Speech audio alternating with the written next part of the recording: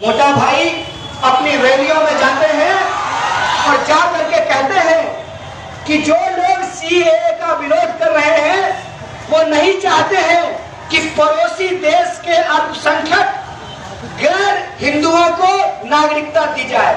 प्रत्यक्षम किम प्रमाणम, यही तय कर लेते हैं। बोलिए, आप लोग इस देश में किसी को नागरिकता देने के खिलाफ हैं? हाथ उठा के बोलिए, ऐसा नहीं चलेगा। वीडियो बना लीजिएगा, मीडिया वाले सब लोग देख लीजिए। हम लोग किसी को नागरिकता देने के खिलाफ नहीं है, किसी का नागरिकता का विरोध नहीं कर रहे हैं। असल सवाल क्या है? असल सवाल ये है कि एनआरसी के नौटंकी के नाम पर आप जो इस देश के नागरिकों को परेशान करना चाहते हैं, घुसपैठियों के नाम पर जो आप इस देश की आम जनता को परेशान करना चाहते हैं, हम उसका विरोध कर रहे हैं और करेंगे। कितना दम लगाना है लगा लो, करेंगे। जेल में डाल दोगे, गोली चला दोगे, कितने लोगों को जेल में डालोगे? एक नारा लगाते हैं भोजपुर की इस महान धरती से, फिर कहते हैं कि दम है कितना दमन में तेरे, देख लिया है देखेंगे। जगह है कितनी जेल में तेरे, देख लिया है देखेंगे। हम आपसे कहना चाहते हैं कि हमारे पुरखों ने अंग्रेजों के साथ बैठ करके चाय पे चर्चा नहीं किया था।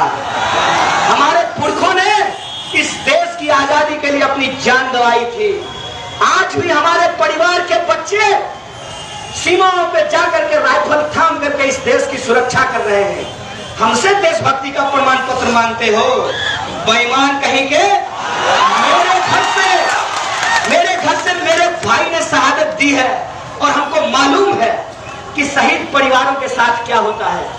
पुलवामा की घटना घटी, खूब ये लोग हंगामा मचाए, लेकिन वो जो परिवार है, उन परिवारों को आज कोई पूछने वाला नहीं है। आप 1 साल हो गए हैं, उन रिपोर्टों को उठा करके देख लीजिए। आज तक ये नहीं तय हो पाया है कि आरडीएक्स कहां से आया, किसकी लापरवाही की वजह से लोगों की जान गई। और ये सवाल देश के जवान पूछ ना सके, देश के नौजवान पूछ ना सके, इसीलिए रोज उनको नए मुद्दे में उलझा दिया जाता है। कहते हैं ना कि आप जादूगर का गिली गिली गिली गिली पम पम छू सुनने में रहे, तब तक वो डिब्बा बदल दिया। आप लोग गांव ग्राम के लोग हैं, खेती किसानी करने वाले परिवार से आते हैं हम। गैया को जब गोट्टी खिलाना होता है ना, तो हरियर हरियर घास उसको दिखाते हैं।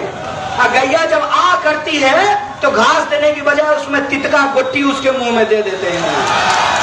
ये जब इस देश के नौजवान रोजगार मांगते हैं, जब इस देश के नौजवान अपने 15 लाख का हिसाब मांगते हैं, जब इस देश के नौजवान ये सवाल करते हैं कि नोटबंदी के बाद आपने कहा था कि काला धन वापस आ जाएगा, आपने कहा था कि आतंकवाद की घटना रुक जाएगी, आपने कहा था कि नक्सलवाद की घटना रुक जाएगी। ऐसा रुका है कि आजकल देवेंद्र सिंह नाम के एक पुलिस ऑफिसर से आतंकवादियों को दिल्ली आने के लिए लिफ्ट लेना पड़ा था। उसके ऊपर ये देशद्रोह का मुकदमा नहीं करते हैं, लेकिन जो स्कूल के 8 साल और 10 साल के बच्चे हैं, उनके ऊपर देशद्रोह का मुकदमा कर दिया गया है।